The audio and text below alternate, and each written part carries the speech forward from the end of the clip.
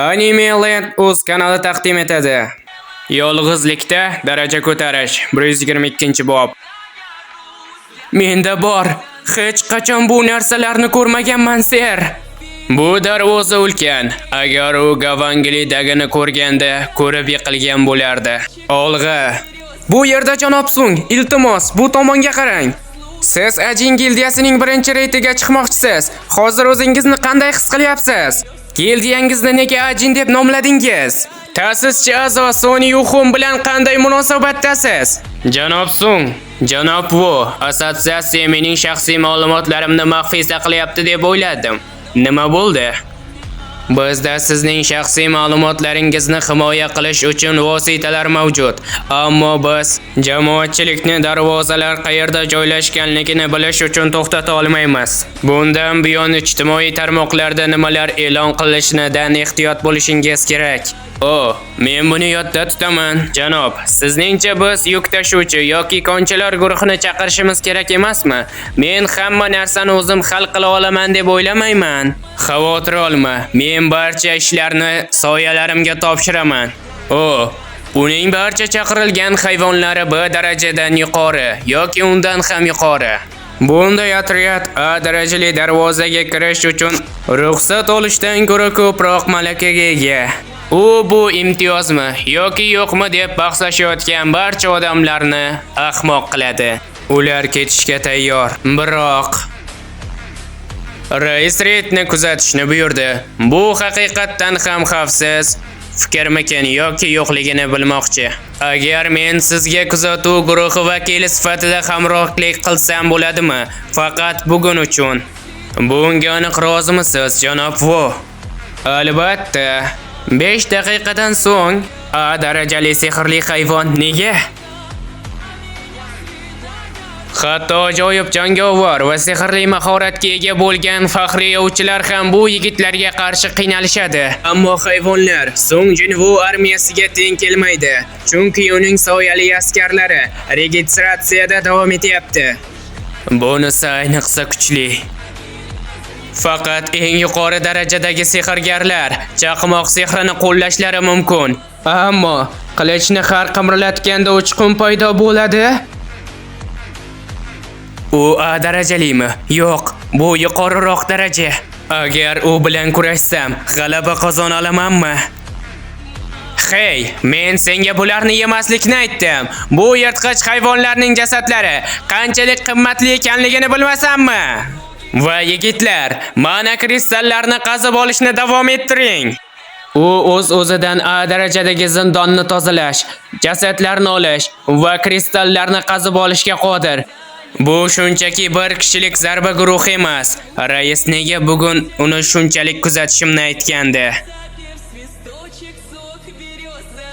Hali ham ishlayotganlar qolishlari mumkin. Qolganlaringning hammasi orqaga qaytsin. Nega boshqa askarlaringizni ketishga majbur qildingiz? Sizning chaqirilgan hayvonlaringiz bossni o'zlari yangishi uchun yetarli kuchga ega-ku. Men soyalarimga juda ishonaman. Men ham nimadir qilay.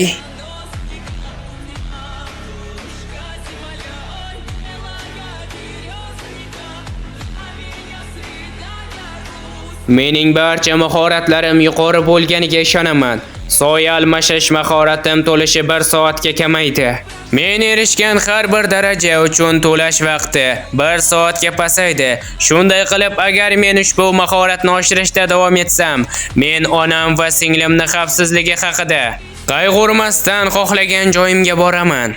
Nega terroristdan qalqon yoki zirh sifatida foydalanish uchun yetarlicha qattiq, ammo u 2 xanjar bilan uni kesib tashladi? Uyg'on. Bu Tusk bilan bir xil daraja, lekin 13-daraja. Menimcha u tiriklardagidek kuchli, lekin endi u juda kichikroq. Shunday bo'lsa ham u juda katta miqdorda mana chiqaradi. O'ylaymanki, u Tusk kabi kuchli.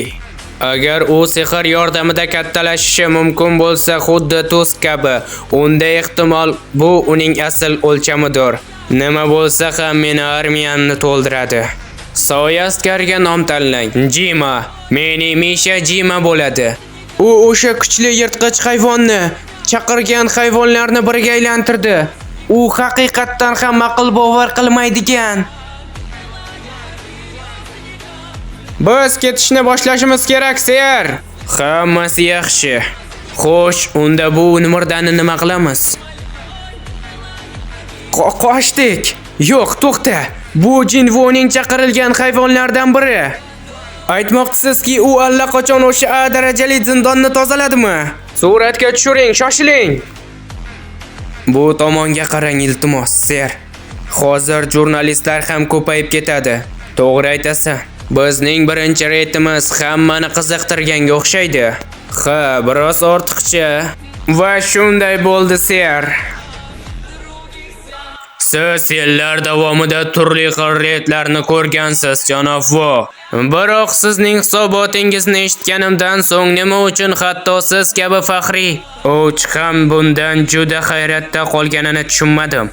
Guvoh bo'lganlarim reyd emas edi, janob. Bu qirg'in edi. Mayli, janob Vo, boring, dam oling. Ha, ser. So'ng Jinvo A darajadagi zindonni tozaladi. Sehrli hayvonlarning jasadlarini olib chiqdi va kristallarni qazib oldi. Uni bir kishilik hujum guruhi deb atash kamtarona bo'lardi. U bir odamlik gildiya. O'ziga xos gildiya. Demak, men xato qilmaganman. Koreya ovchilari, yo'q, dunyoning turli burchaklaridan kelganlar bo'ronni ko'rishga yaqin. Yaponiya, Shujuki, Tokio. Nima bu? Xudoyim. Avtomobillar, velosipedlar va odamlarning gavjun shahri to'xtab qoldi. Hamma ko'rish uchun boshini ko'targan. Osmonda qo'rqinchli tarzda ko'rinadigan ulkan mavjudlikka